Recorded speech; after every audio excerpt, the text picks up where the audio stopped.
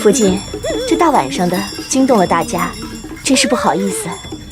不过法师老太太说了，说我们府上真是有只狐狸精在人身上作祟作怪，所以法师老太太今天特意选了这个时辰，在这里进行驱妖仪式，说要用鞭子驱散妖气，看看到时候这只狐狸精附在哪个人身上，就用鞭子抽谁，直到邪祟驱散为止。既然是公主的意思，那仪式就开始吧。郭嬷嬷，去清点一下人数，看看女眷们都到齐了没有。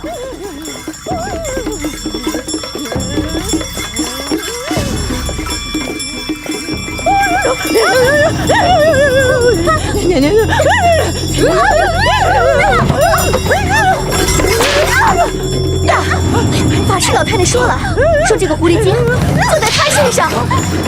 救命啊！真是没有想到啊！福晋，福晋，你们不能这样对莲姨娘。哪里有你说话的份儿啊？是啊，你说什么？你懂什么呀？人家那是做法事。去，一边去！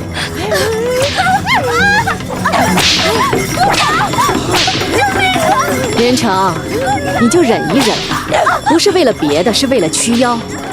既然妖孽在你的身上，对你对府里都不好，为了府里的平安，你就忍一下吧。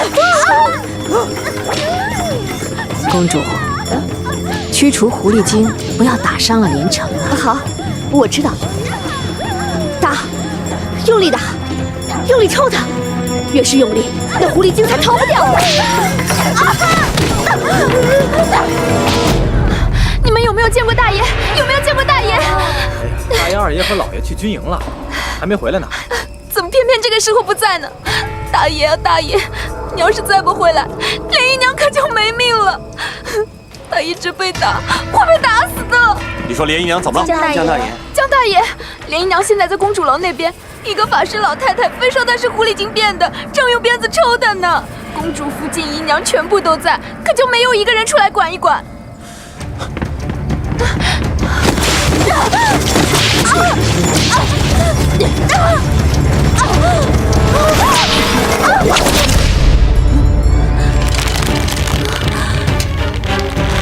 江逸晨，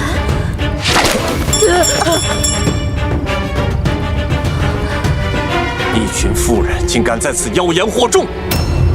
死巫婆，你想捉妖是吧？我就是，来呀，捉我呀，捉我呀！懂了，法师老太太说了，这个人身上的妖气更重。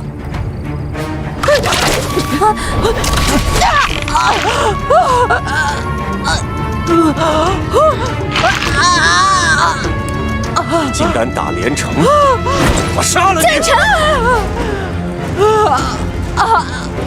你别为难他了，我没事，我真的没事。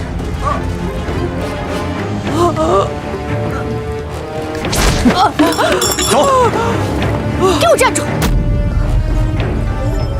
好歹是我从宫里请来的法师，你们这么做也太不尊重我。来人呐，拿下！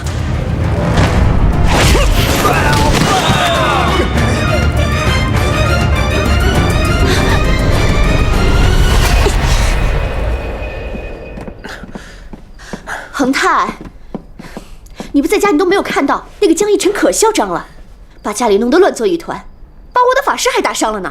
你就对，家里好端端的，请个法师来做什么？最近家里平安吗？家宅不宁啊，所以我是特意请法师老太太过来，给大家驱妖除魔的。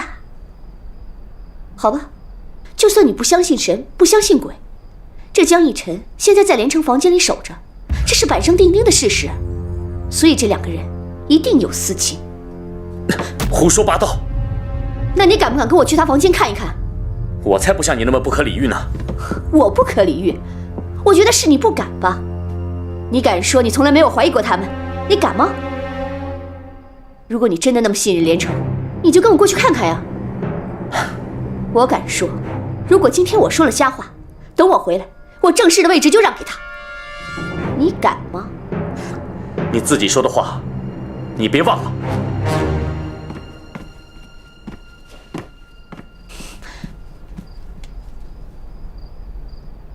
好了。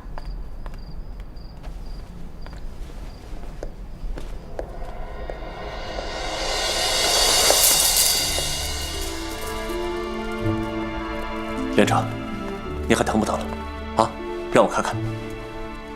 我先去忙了。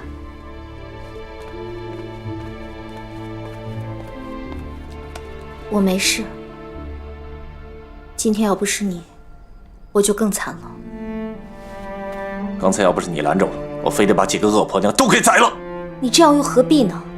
好不容易平息一阵子，你就不能息事宁人吗？息事宁人？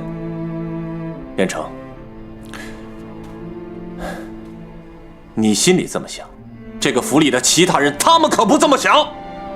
他们想让你死，你没看出来吗？我就只受了点皮外伤，这有什么关系呢？你这样把事情闹大了，会有10000个不好。每个人的立场不一样，你换个角度想，说不定你就不生气了，也不怪他们了呢。你怎么了？原来那个敢爱敢恨、从来不肯受任何人欺负的连城到底去哪儿了？我不想让恒泰为难。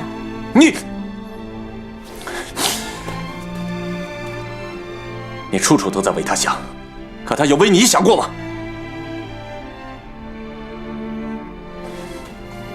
好，从今天开始，我不再管你，你想怎么样就怎么样，我都要看看，最后恒泰他到底会怎么样对你。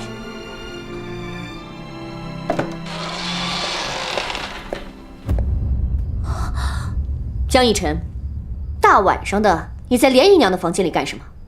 有什么话不能明天再说吗？明天再说。今天要不是我及时出现，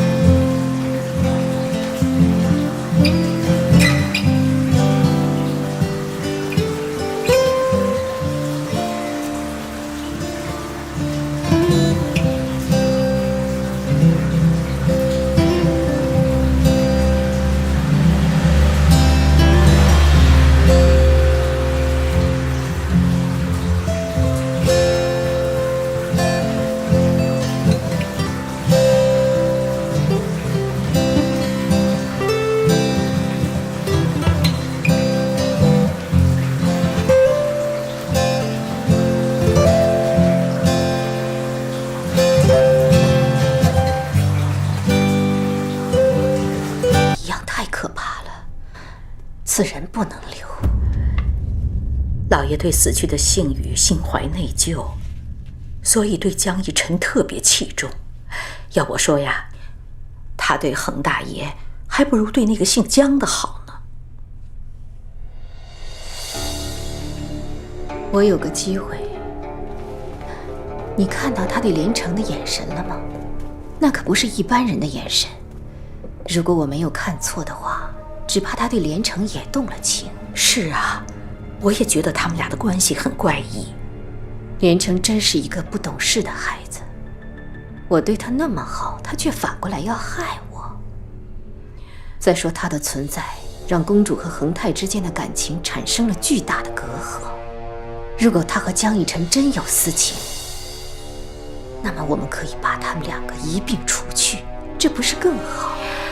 一个是恒大爷的心头肉，一个是老爷的干儿子，两个都不好动。福晋可有好主意？他们越是动情，机会就越大。让我想想，好好想想。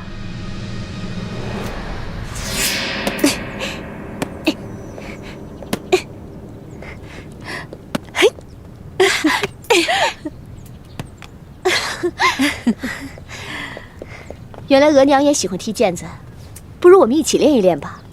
我年轻的时候踢得可好了，可是现在老了，想踢也踢不动了，所以什么事情啊都是年轻的好。啊，这样吧，我还是陪公主赏赏花吧。好啊，额娘也喜欢赏花，那是最好不过的了。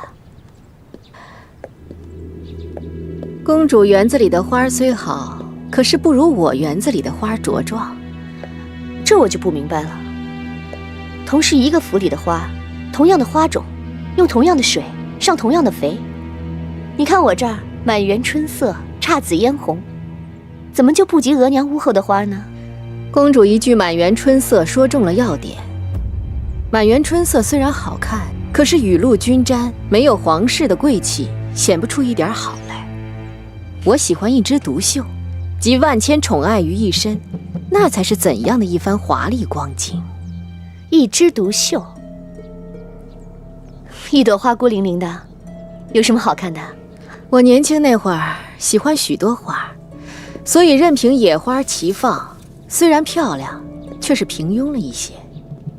哪像如梅屋里的花，一朵一朵开得很大，鲜艳夺目，所以那会儿老爷喜欢去他的房间赏花。哎呀，年轻的时候不懂，现在老了才明白。可是剪刀已经不在自己手里，也只能作罢。如果再让我回到年轻的时候，我一定会把自己的园子盯得紧紧的，不让任何一朵花芽子冒头，水肥雨露都往一朵上走，不让其他的花冒头。这样长出来的花才大，才好看，才霸气。我似乎听明白了。我这手上正有剪刀。公主，你要把自己的园子看好了，不能让任何一朵野花冒出头来。谢谢额娘点拨。我只是和公主一块儿赏花，有什么点拨不点拨的？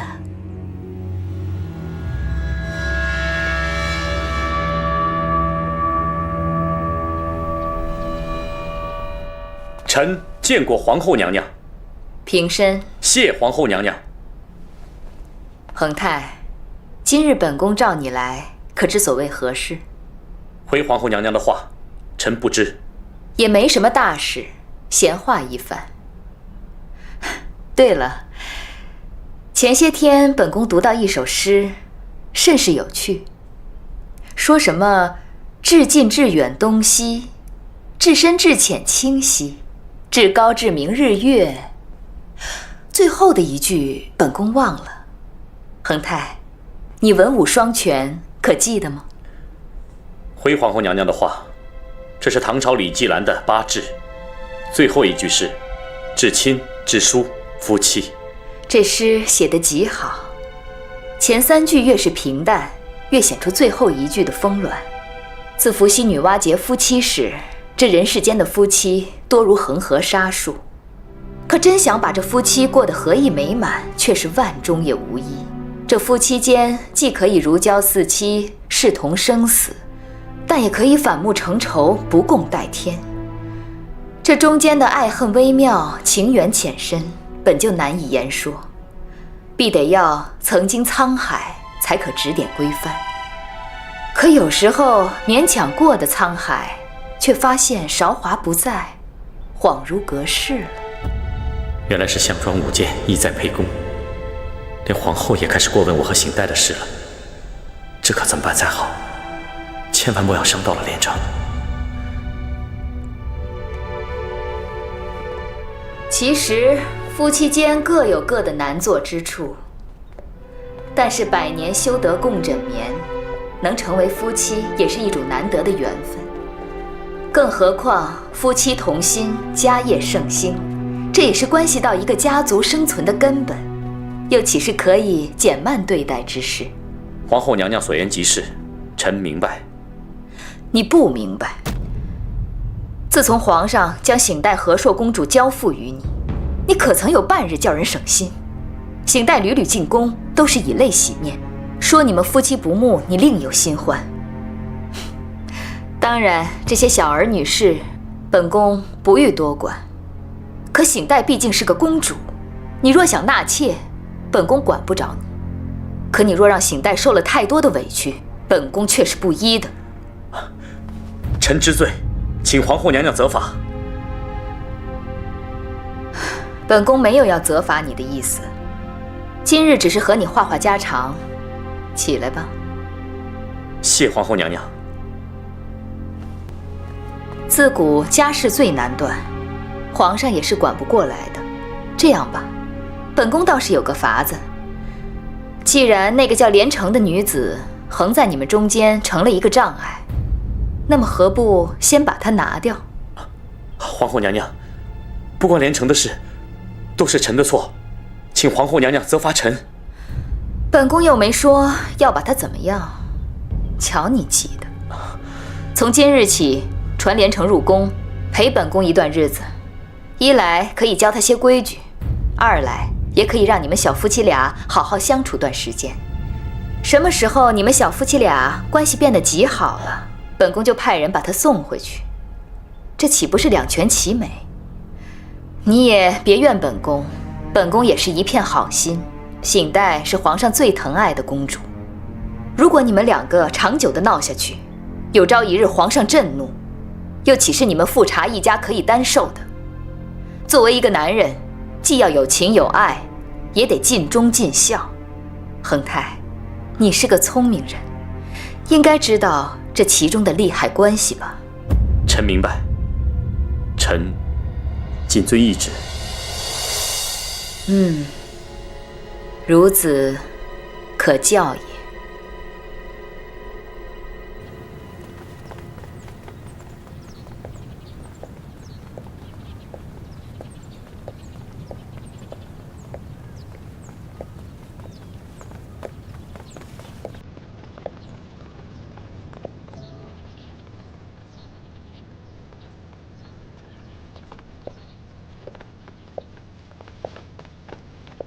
恒泰，别说了，我都知道了。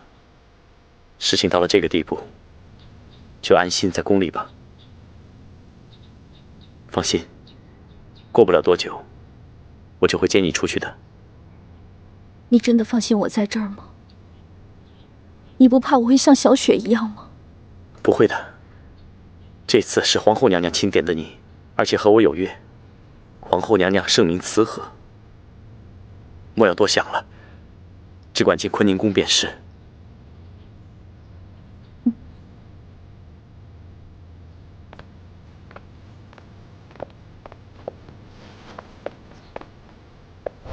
恒大爷，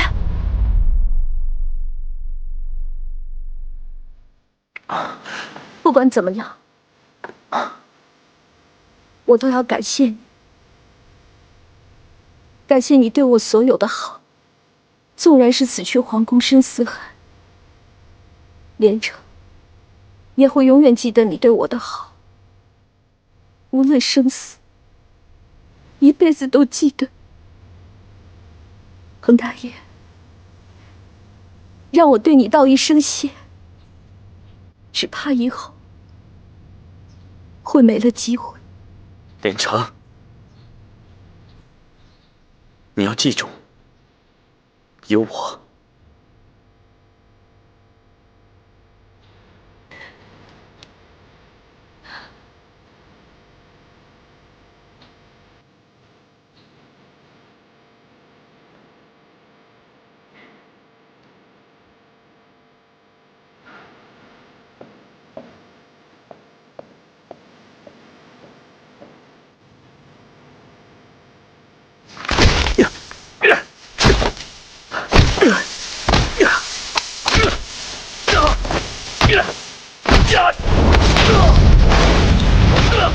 徒弟，快看，少将军若是这样下去的话，树还没被打倒，他就已经被累死了。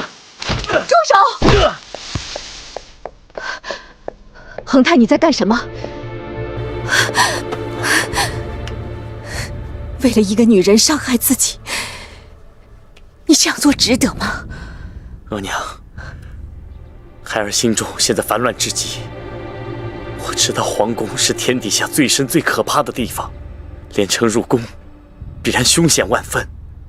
可是，他若是在府中逗留一日，我就会想到他和江逸晨搅在一起。没想及此，我心如刀割。若真是这样，还不如让他进宫去。额娘，我跟连城山盟海誓，理应信他知他。可江逸晨就像一根硬刺一样扎在我脑中，让我怀疑连城，甚至去恨他。我是恨我自己，恨我自己是个卑鄙的人。别打了！儿啊，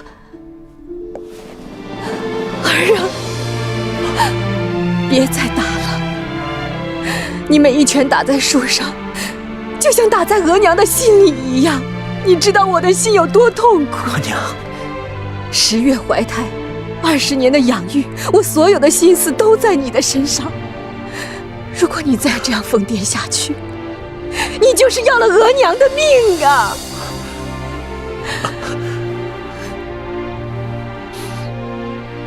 你一点都不卑鄙，你是这世上最善良磊落的孩子。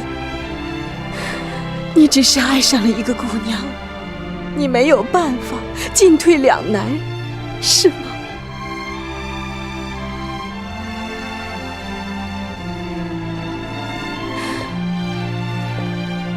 额娘，我答应过连城要照顾他一生一世。若是他有什么3长2短，我也不会苟活于世，我会随他一起去。恒泰，你清醒一些行吗？你能不能清醒一点儿？你听我说，连城不会有事的，他真的不会有事的。你怎么会这么傻呢？皇后娘娘召连城入宫，并不是有意要加害于他，而是想通过他对你造成压力，让你对醒代公主好一些。大家看得出来，你和连城之间情深意重。如果连城死在了宫中，你一定会一时兴起，迁怒于醒代公主，这岂不是事与愿违了吗？可是事情反过来想想，如果你对醒代公主关爱备至，又会怎样？如果额娘是你，我就会绝口不提连城，尽量迎合家中的醒代公主，不管是真心实意也好，例行公事也罢，你要对她加倍的好。毕竟日子要一天一天的过下去，毕竟她是你的正室。如果皇后娘娘看到你们之间恩爱如初，如果让她觉得连城不会危害到醒代公主，那她自然不会囚禁连城很久，过不了几日就会把她放出来的。额娘说的是儿子糊涂，没有想到这一层。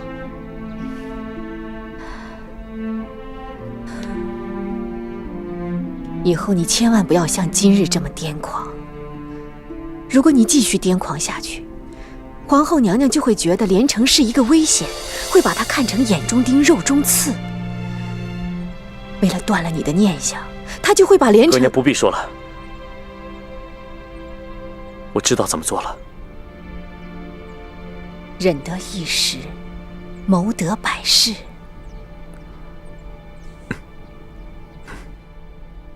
你过来，把手伸出来。这双手生的倒是极美的，白皙嫩滑，细长灵巧，摸上去柔弱无骨，不错。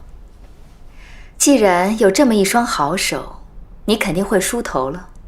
回皇后娘娘的话，民女倒是见过别人梳得好的，自己却不会。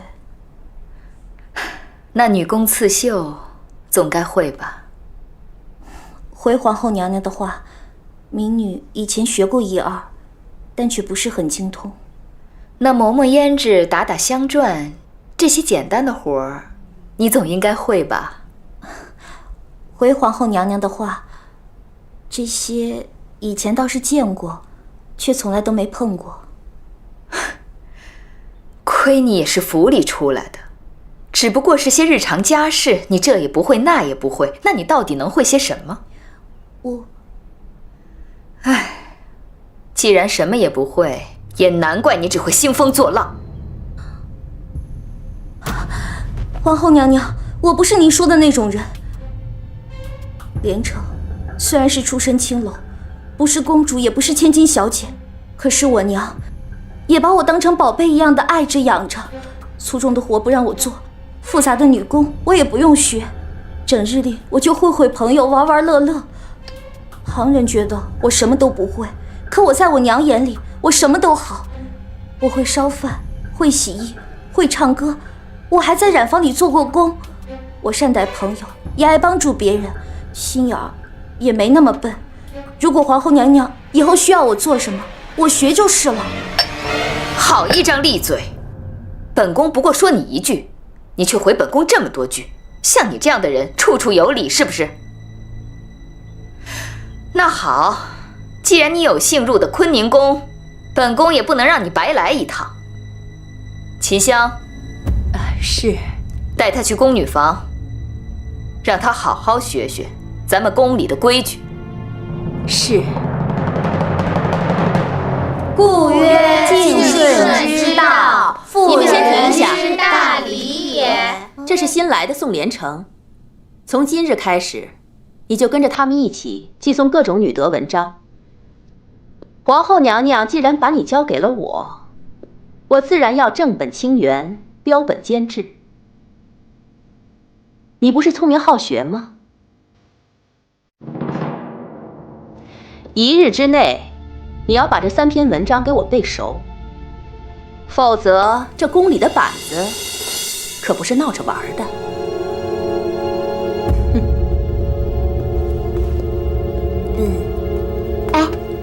你新来的吧？你惨了，这3篇女诫难背得很，我们已经背了好几天了，读得死去活来，怎么也背不下来。秦香姑姑要你1日之内给她背下来，那不是开玩笑吗？你们都是在学规矩的宫女吗？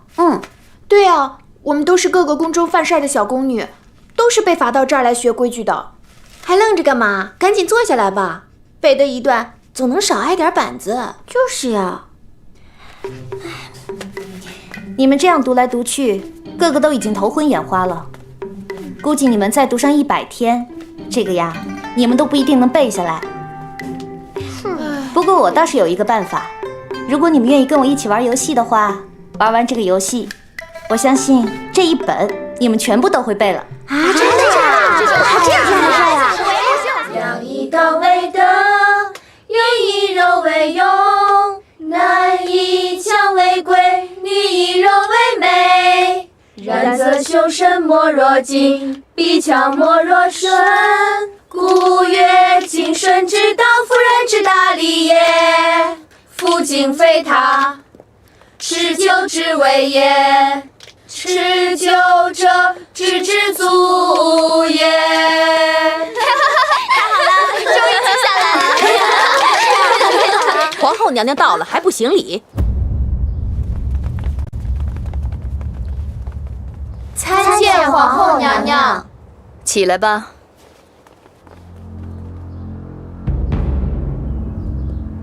是谁教你们把这些文章唱出来的？回姑姑的话，是连城，他教我们用唱歌的方法记忆节奏，然后很快就背下来了。我们3、5天都背不出来的文章，用了这个方法，只1夜不到就全部记住了。连城，你是怎么想到这个法子的？回皇后娘娘的话，连城从小就喜欢唱歌，而且有时候还喜欢把说的话当成歌来唱。那些写在纸上的词，我看起来就觉得很费力，但如果有人把它当成歌来唱，我就觉得很容易记。这下我明白了，原来唱歌的节奏有助于人的记忆，所以我就把这个方法教给大家了。小聪明倒是有一些，不过古人说，书读百遍，其义自现。本宫让你们读书看字，并非只是背文唱字，更重要的是要理解书中的意思。用这种伎俩，一时能记住文字不难，却离圣贤的本意越来越远了。是。所以以后大家还是要多读多记，记住了吗？既然知道了自己的短处，那就要收敛起浮躁之气。咱们大清笃信佛教，本宫呢又最喜读42章经。这部经文虽然短小，却是精悍。从今日起，大家就将42章经抄录1000份吧。是。哎呀，这怎么办？连城啊，连城，你可真是我们的倒霉星，就你多事，现在要我们抄佛经，天哪，1000遍呢！好了好了好了，我当是什么事儿呢？不就是抄佛经吗？我一个人全包了。啊，真的？这可不是闹着玩的，连城。你一个人怎么抄啊？就是抄，我送连城可能抄吗？你不抄，难道你会法术啊？是啊，法术我倒不会，不过我会印刷术。印刷术？连城，你用这些东西做什么呀？就是啊，这就叫做连城印刷术。啊，连城印刷术？我知道印刷术可是要刻木板的。刻木板？我们又不是木匠。如果真的刻木板，还不如我们一份一份的抄呢。那和这些有什么关系啊？就是有什么关系啊？首先呢，我们要将这张皮纸烤热，再将这些蜡均匀地抹在这张皮纸上。等蜡凝固了之后，皮纸就变成了这样一块薄薄的蜡板了。然后我们再用这根竹签子，在这个蜡板上刻上42章经的内容。竹签刻过的地方呢，蜡就会被刮下来。刻完一遍之后，我们再用这个公纱盖在这个蜡板之上，再用这个滚子将墨滚在上面，我们就可以在纸上印刷了。这会不会太麻烦了呀？印2、3份啊，当然是麻烦了。但别忘了，我们印的可是1000多份，这个方法绝对省事。可是连城，你有没有想过，这要是1000份都一模一样，难道你不怕别人怀疑啊？你呀，死脑筋！只有1000份。皇后娘娘怎么可能一份一份的查？再说了，我们印的可都是熟学，都是人工操作，怎么可能都一模一样啊？就是你也杞人忧天。是啊，哎，这个办法挺好的。好了，姐妹们，干活吧！好，来吧，我来，我也是这个。哎，你看，哎呀，连城，你可真厉害！有了这个印刷术，不到1天时间，1000份佛经全好了。对呀，这看起来还蛮像回事儿的。这算什么呀？再大的难题我们都要解决，这样的人生啊才有趣。真是啊，什么都难不倒连城。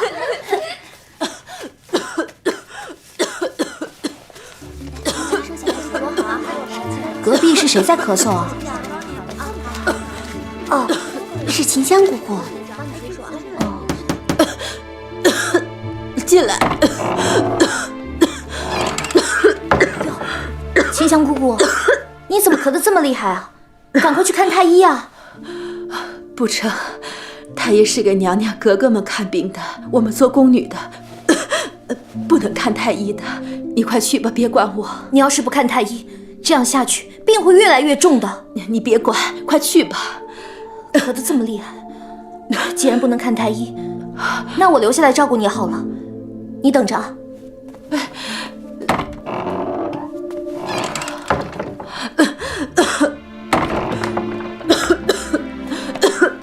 秦香姑姑，我娘说过，京城冬季干燥，很容易咳嗽，在屋里挂一块这样的手巾，一晚上啊都会很湿润，而且可以睡得好，也可以防止咳嗽。来，我再帮你擦擦脸。这样的话，你鼻子和嘴巴就会舒服很多，就不会咳嗽了。明天早上我再给你去要一些枇杷丸、秋梨膏，你吃了之后，咳嗽就会好很多了。你到底是什么心思啊？我这样天天变着法子来折磨你，你还对我这么好，你不会有什么坏主意吧？人生在世啊，大家都不容易。你对我怎么样，那是你的事情。可是我看见你咳嗽难受，我不得不管，这是我的事情。好了，我再去给你打几盆水放床边，这样有了水汽，你的咳嗽能好得快一些。哎，别以为和我投好，我就吃你这一套。我可提醒你，投机取巧固然有用，皇后娘娘不是那么好骗的。我知道了，咱们两两相抵，互不相欠了。什么欠不欠的呀？我们都在宫里，都在伺候人，应该守望相助。姑姑，我不图你什么，我只希望你能把身体养好，把咳嗽治好，这比什么都强。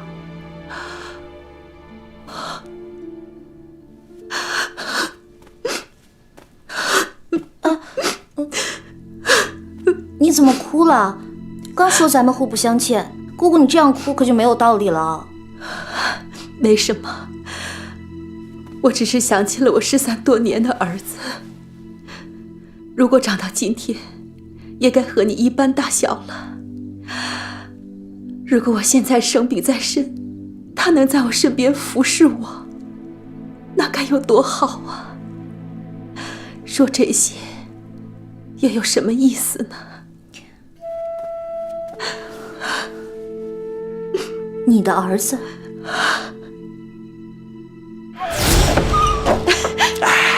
相公，相公，我已经通过了内务府的核准，从明儿起我就可以入宫当公主的奶妈了。好，有银子就好啊。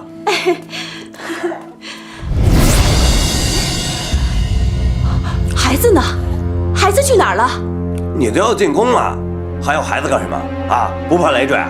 去，今儿早上我把它给卖了，要不然哪来的酒肉吃啊？啊！你把孩子给卖了，你也太狠心了！你还我孩子！你还我的孩子！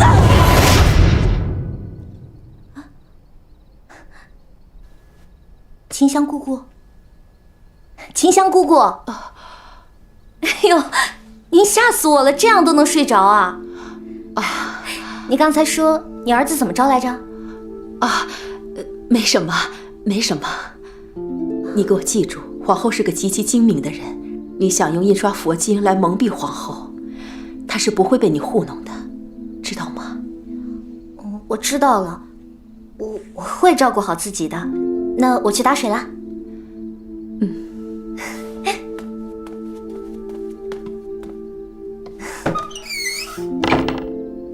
这丫头就知道逞能，哎，其实还挺招人喜欢的。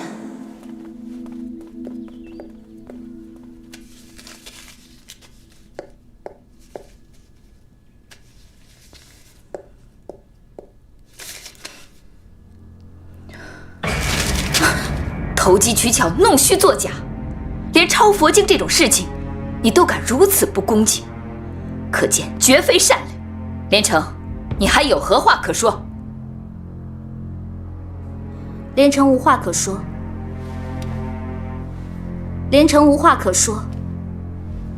连城无话可说。连城无话可说。连城无话。你是不是疯了？为何总是重复这句话？敢问皇后娘娘，连城重复这几句话，难道有错吗？自然是错的。连城刚才重复这几句话还不到10遍，皇后娘娘就已经开始厌烦了。那么连城和众姐妹如果把佛经抄上1000遍，那佛祖不就更烦了吗？连城认为佛经不在于读，不在于抄，而在于理解和领悟。慧能不识字，却能得到禅宗6祖之尊。周利盘陀伽，他只会念扫帚2字，结果也能证得阿罗汉果，这就是慧根和缘分。如果只是一味的抄写，去求解脱，去浮躁，那根本就是缘木求鱼。如果心是空的，万事万物都可以是空的；如果心是满的，万事万物都可以是满的。小小年纪，满嘴也胡缠。你不是说什么空什么满吗？好，你若在明日日出之前，把全紫禁城所有的铜缸通通由空变满，本宫就饶了你；否则2罪并罚。是，连城听从皇后娘娘旨意。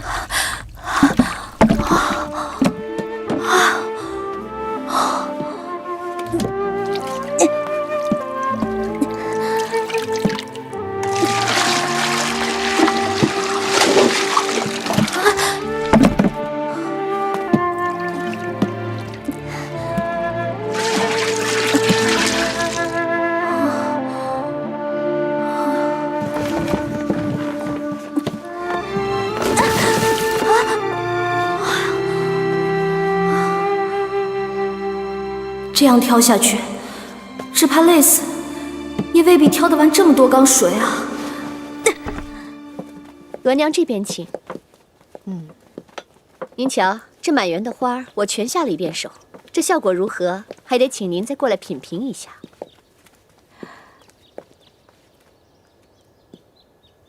果然是一枝独秀，其他不相干的剪掉就是了，才能显出这朵花的贵气不凡。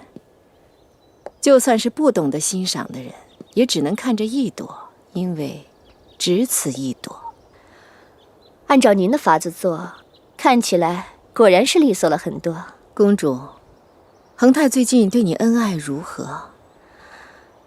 对我倒是客气了很多，但可能就是因为太客气了，客气的都不像是夫妻了。所以说，这古书上说的什么齐眉举案，什么相敬如宾，这些所谓的美好，要是真正做到了，却失去了本来的温暖。恒泰以为我不知道，其实我们女人的心那么敏感，我怎么可能不知道他心里在想些什么呢？算了，反正我也想明白了。虽然他的心不在我身上，但是啊，那些都是些可有可无、虚幻的东西。我落着个人便是了。我就希望我们两个人安安稳稳的过日子，他呢，夜夜守在我的身边，我就知足了。公主能够这样想，倒也心平气和，开解自己。其实女人啊，最难的就是过自己这一关。如果什么事都想通了，那再难的事也就不怕了，反而能把它当福享，这才叫本事。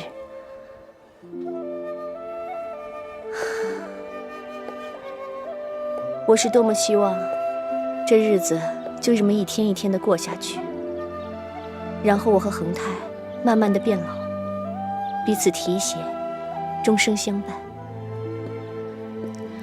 我希望宋连成一辈子都不要回来，或是被责打死在宫中，或是远远的嫁出去。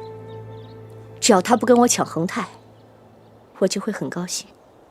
可是日日有新日，天天多心乱，这就是所谓的家家有本难念的经。你以为这府里没有了连城就平静了吗？那我何必这20多年来里外打理，平事处事？这乱子是斩不完的。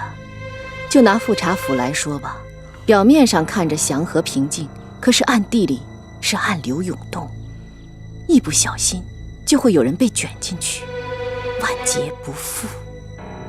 额娘说这些是危言耸听吧？很多事情，公主只有到了我这把年纪，才能慢慢的品出来。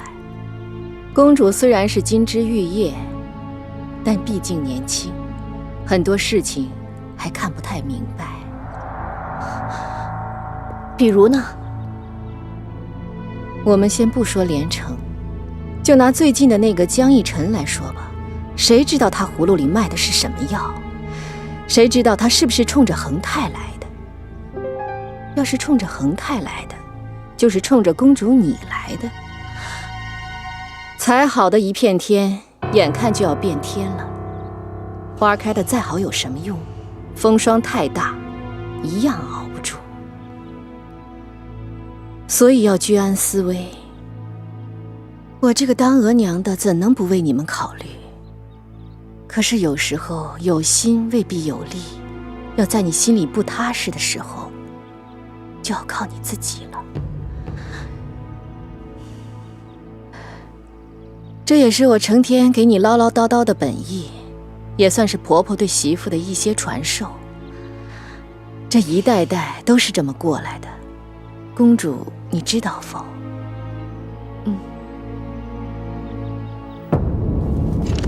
这样，玉，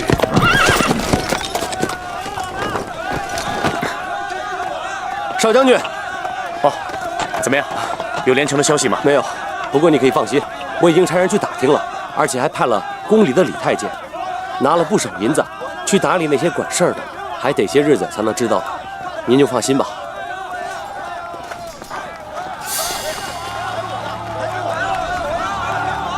今天这是怎么了？怎么闹成这个样子？还不是为了军饷的事情闹的。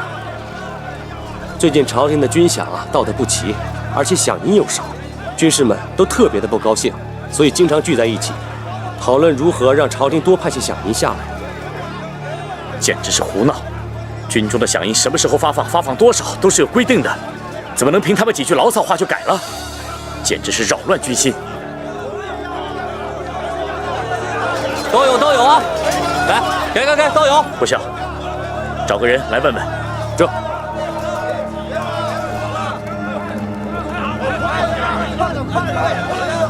哎，少将军有事问你。这，到这边来。啊，这是怎么回事？军营里怎么乱作一团？回少将军，前日随富察将军来的江先生，见军中迟迟不发饷银，于是他把自己的银子拿出来分给了弟兄们。现在永字营大概有50多个弟兄有了银两，这一发不要紧就好像投石入水，整个大营都轰动了。你看这沸沸腾腾的，像个什么样子？人人都想得到元宝啊！江义臣搞的什么鬼？他怎么敢代替朝廷赏赐军士呢？乖乖呀，这可不得了啊！少将军，我们应该怎么办呀？我去见阿玛，你再去了解一下情况。好，回去吧。这，你好大胆子，存心捣乱！你私自给营中的弟兄们发放了大笔银子，这下可好，几个营的士兵都闹起来了。江义臣，你来军营才几日，就给我们添了这么大乱子，自己做的事情，自己善后吧。军营又不是我在管，我有什么办法？我只是一片好心。当兵的兄弟们也都是穷苦人出身，家里不是有老父就是有老母，要不然就是有几个等着吃饭的孩子。军饷一日不到，你让他们怎么活？所以我才把自己的积蓄拿出来发给兄弟们。我这么做难道有错吗？军营有军营的规矩，用不着你假充好人，冠冕堂皇。你这分明是在挑起事端。若你真的要给军士奖励，那为何单只发永字营这一营？你是要挑起营中不满情绪，乱我大营？老弟啊，你以为哥哥的银子都是刮来的吗？为什么只发一营？简单，因为我的银子不够啊。要是够的话，我可是整个京城发银子。难道银子不够也有错吗？巧言令色，没有圣旨私发军饷，是代天子劳军，这是极重的罪。好，不就是个死吗？好啊，你把我交出去，交出去你们就没事了。就怕这件事情是有株连的，这可怎么办？好了，别争了，我头都大了。总之，银子既然都发出去了，总不能收回吧？恒泰，赶紧想办法息事宁人，这件事情可不能闹大。义臣也是好意，你也别责怪他了。我累了，我先回去休息。干爹，你没事吧？我没事，躺躺就好了。你们兄弟俩要好好说话，把问题解决了，这才是大事。如果实在不行，我就去向皇上请罪。就这样吧。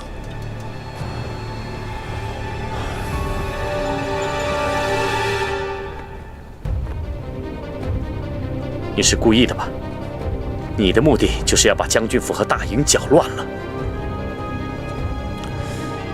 你说是就是吧，反正现在我题目已经出了，能不能答出来，可就要看你的本事了。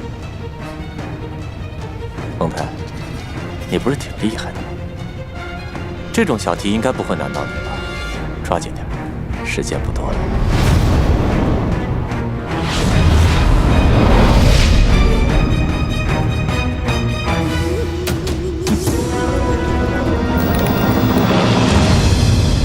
你做事越来越不利落了，已经混到富察温哈代身边。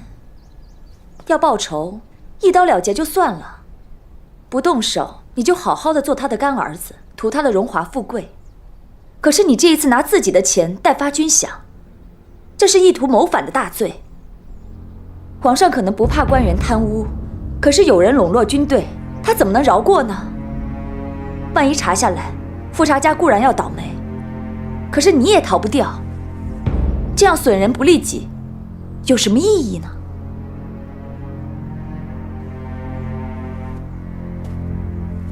再给我点时间，富察翁哈代不是害死我干娘的凶手，凶手另有人在，我一定要把他揪出来。将军府和军营的局面越是混乱，富察恒泰越是应接不暇，我的机会就越多，懂吗？那你在怀疑谁？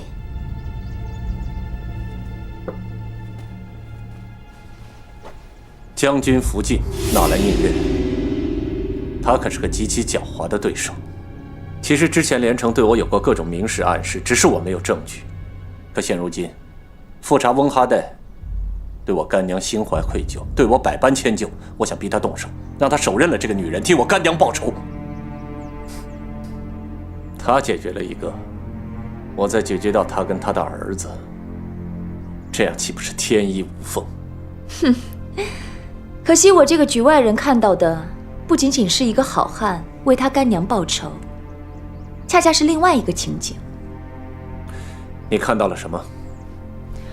这两件事明明是一条直线，可你非要绕这个圈子，为什么呢？因为你最终的目的不仅仅是为害死你干娘的仇人，你最终的目的是想除掉富察恒泰，因为他拥有了你最爱的女人。你想怎么说就怎么说吧。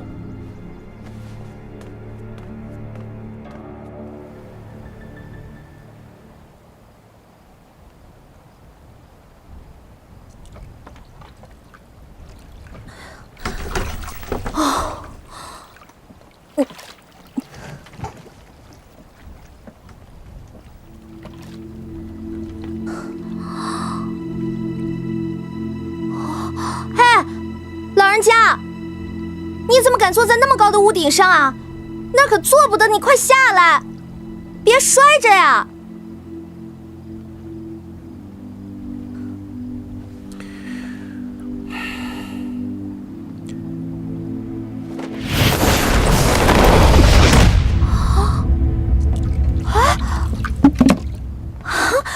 老人家，你这功夫真是了得呀！这么高的地方，你一步就迈下来了，而且这腿也不折，脚也没崴，佩服佩服。小姑娘，你不认识我吗？您是当世名人吗？谁都得认识您啊。那我先问你，认不认识我呀？我不认识你。就是嘛，你都不认识我，我怎么可能认识你啊？这个姑娘傻乎乎的，倒是很有趣。整个紫禁城竟然还有不认识朕的人，哼！小姑娘，都那么晚了，你还在这里跑来跑去，想干什么？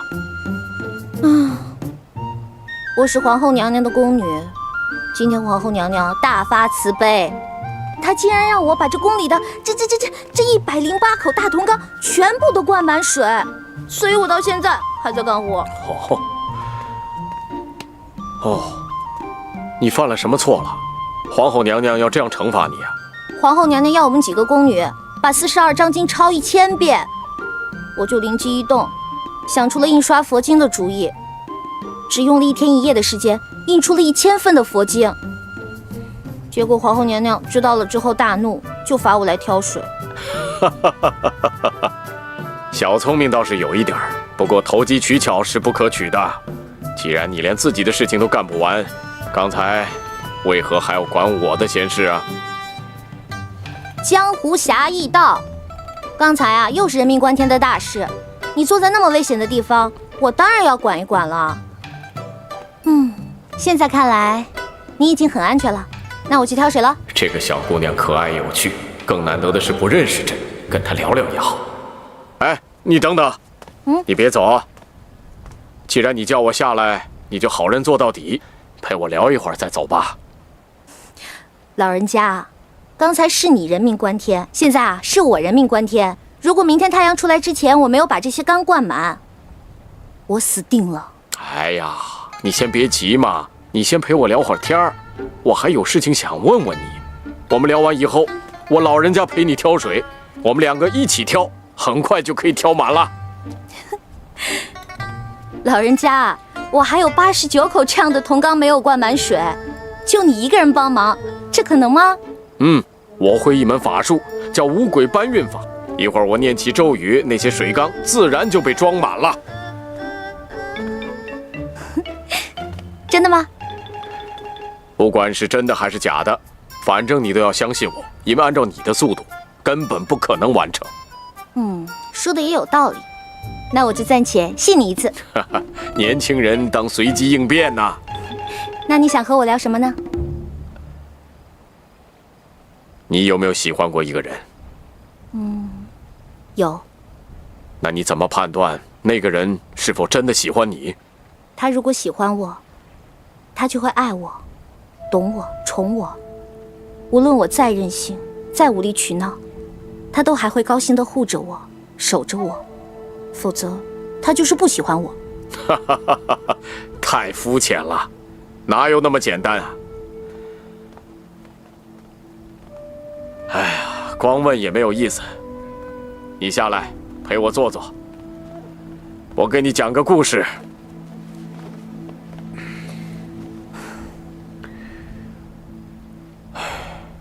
在很久以前，你们别跟着朕了，下去吧。是。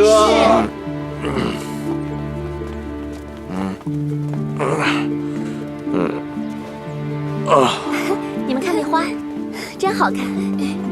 哎呀，你的脸怎么了？都是黑的。嘘，小点声，这是我自己涂上去的。这是为什么呀？人都是希望自己越美越好，你怎么偏要自毁容貌呢？我才不要被皇上选中呢！要是被选中了，一入深宫就如深海，有什么乐趣可言？我才不愿意。你们说朕什么？啊？再见，皇上。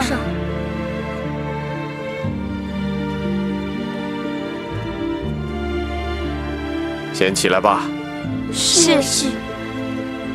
奴婢罪该万死，奴婢不知道皇上在此，奴婢罪该万死。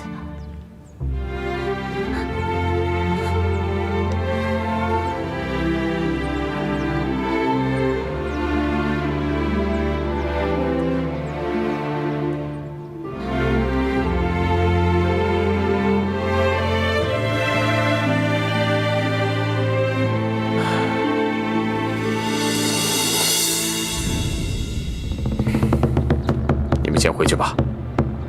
这个皇上第一眼就喜欢上了这个古灵精怪的姑娘，只是见皇后盯上了，这才走开，怕有祸事殃及这个姑娘。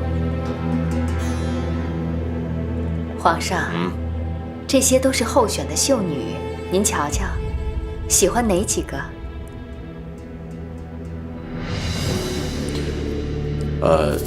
这个，后面那2个。谢皇上。皇上，臣妾觉得这个挺漂亮的，您觉得呢？这个朕不喜欢。这个皇上之所以不选她，是为了保护她，否则皇后若是嫉妒，这个姑娘非得命断宫闱不可。可是这个姑娘其实并不知道皇上的苦心。虽然皇上没有选她的秀，却夜夜按耐不住要来私会这个姑娘。他们柔情蜜意，乃至山盟海誓。这个皇上答应要给她一个身份。今天是皇太后的大寿之日，趁此良机，大家高兴高兴。朕今天特册封惠儿为惠妃。恭喜皇上！终于，他等到了一个好机会。那天是圣母皇太后的60大寿，于是皇上在这一天内册封这个姑娘为惠妃娘娘。册封这个姑娘为惠妃后，皇上勤于政务，二来也是怕皇后嫉妒，所以陪这个姑娘的时间越来越少。这个时候，他似乎和一个进宫唱戏的戏子有了私情。在东窗事发后，戏子选择了自杀，最后皇上肝肠寸断地将她打入了冷宫，一关就是10多年。不过现在她已经是个半疯的女人了，我真的不明白，皇上那么爱那个妃子，可惜他所心爱的人却一点也不领情，反而做了对他不忠的事情。我觉得这2个人都不怎么样。什么不怎么样？皇上对他那么好，却被人误解疏离。你这个小孩子，你说说他哪里不怎么样了？也许他只是一个好皇帝，可惜他不懂得感情，不懂得爱。爱情啊，不说不做，那叫什么爱情？我喜欢你，你喜欢我，我们就应该在一起，一起说说知心的话，一起做开心的事情。其中有一个人受欺负了，另外一个就应该拍桌子拿菜刀去打坏蛋。如果遇到麻烦，就应该2个人一起扛，哪怕一起去死。说什么一片苦心暗中保护，这些都是废话。说得很好，你说的句句在理，可惜都是小孩子的话，事情哪有那么简单？越是高高在上，事事就没有那么自由。皇后的家族和朝廷有着千丝万缕的关系，皇上要顾全大局。皇上是一国之君，也是君为一国，很多事情平民百姓可以做得到，他反而做不好。皇上也有皇上的苦衷啊。所以我想说，那个女人也是个笨蛋。这怎么说？她被惯坏了。皇上的温柔，皇上的好，她已经习惯了，麻木了，忘记了，所以不知道感恩，也就忽略了。那我自己呢？恒泰对我岂不也是如此？我不是也被他惯坏了吗？可是他已经变了，他跟别人有了私情。不可能，胡说八道！你大胆！你继续说吧。我觉得，女人的心真的很小，住进去一个人，就容不得另外一个人了。虽然我不认识他，但我能肯定的知道，如果他以前跟皇上那么恩爱，他一定不会再爱上别人了。呀，你看我光顾着在你这听故事，我都忘记挑水了，怎么办？这下我死定了！哎，你放心，让我看看你，脑袋瓜子大，吉人自有天相，逢凶化吉肯定没问题。你看我是老人家，还肯陪我聊天，我很感谢你。这样吧，我就给你一枚神奇的铜板，你拿着它往上掷出去，掉下来的时候看到的是乾隆通宝的话，那你就可以放心了。我会施法术助你一臂之力的，肯定在天亮之前，所有的水缸都是满满的。老人家、老神仙、老道长，这都什么时候了，你还在开我玩笑？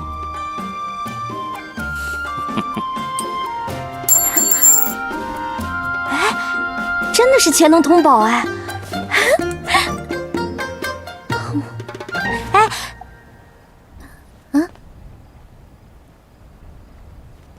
老人家，老人家，真是个怪老头。哎呦！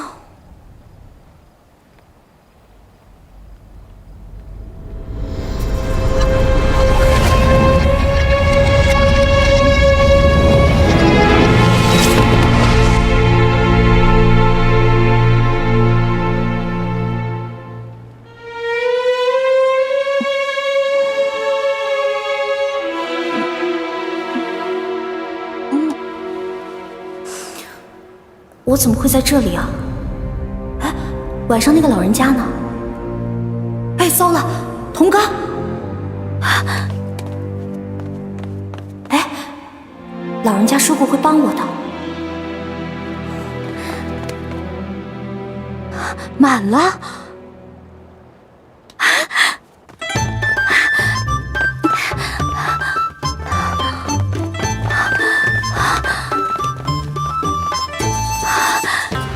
是瞒的，不可能！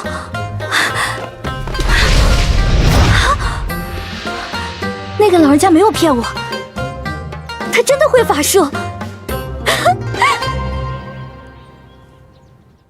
昨天本宫好像叫连城去挑水了，全紫禁城共有108个铜缸。现在想想，这个惩罚似乎重了些。皇后娘娘，这个连城也没有那么坏，只是有些没来由的小脑筋罢了。其实本宫也没打算要为难他，只是每次让他办的事情，他都办完了，所以才给他出了这道难题。我这人啊，就是这脾气，年轻的时候就不饶人，连累的惠妃进了冷宫。现在想想，惠妃和那个戏子又能有什么苟且之事？我真不应该把醒代叫到冰湖边去看见那一幕，让这个孩子把自己的母亲给害了。其实我对醒代一直心有愧疚，现在想来，这又是何必呢？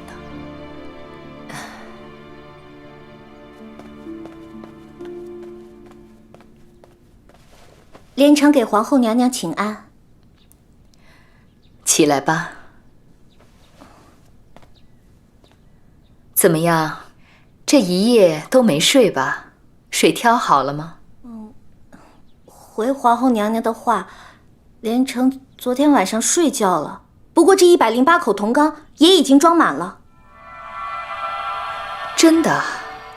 你这么厉害？不是这样的。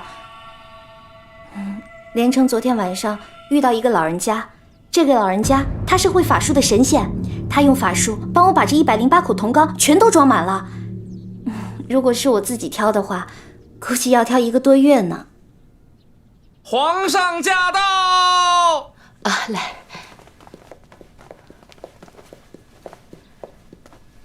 臣妾参见皇上。起来吧。谢皇上。谢皇上。老人家，哎，你不是昨天晚上我遇到那个老神仙吗？皇上，您是皇上啊！皇上饶命啊！这个傻孩子太可爱了，起来吧。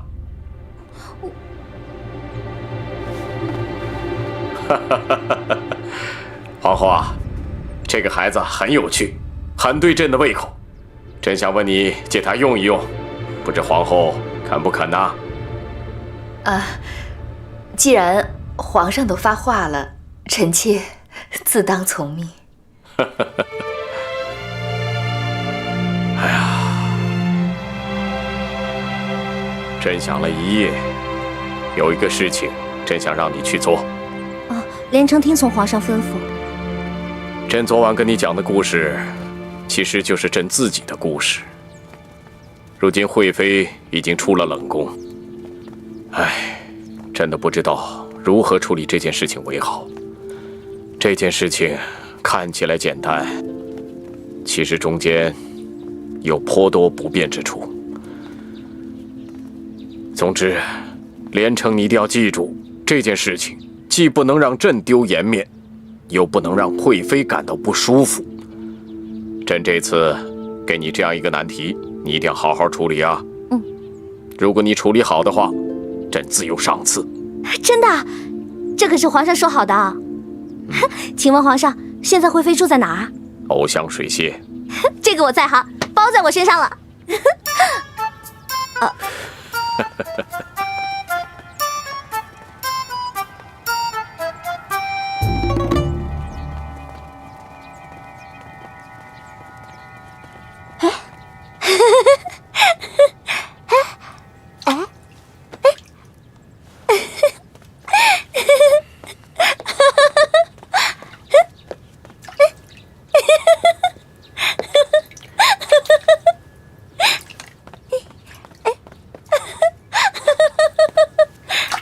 连城参见惠妃娘娘。哎，娘娘，哎，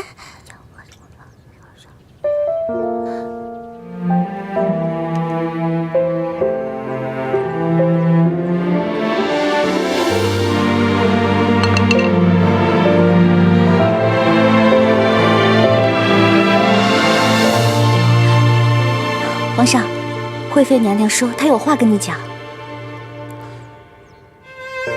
你刚才跟他说了什么？天机不可泄露，不过皇上尽管去好了，保证万无一失。去啊，快！你回来了，你终于回来了，梁公。你还想着那个戏子？皇上息怒啊！皇上，您听惠妃娘娘把话说完啊。梁公，你扮成皇上的样子，真的很像皇上。你知道，我是爱皇上的，可他老不理我，老也不来看我。我只能求你扮成皇上，这样我看着你就行了。只有你扮成皇上，你才能守在我的身边，老是这样看着我。皇上，我想你，